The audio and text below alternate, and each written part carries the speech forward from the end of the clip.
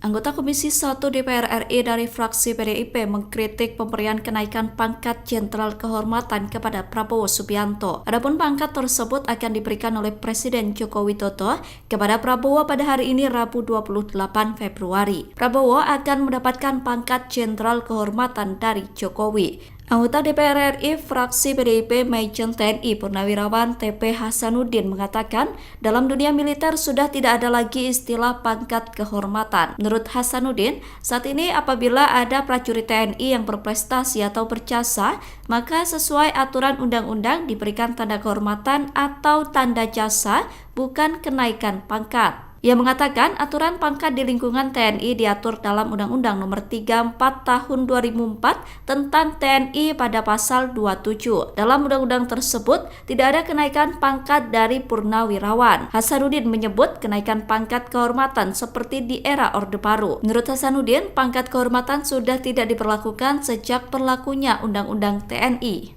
Download Tribun X sekarang, menghadirkan lokal menjadi Indonesia.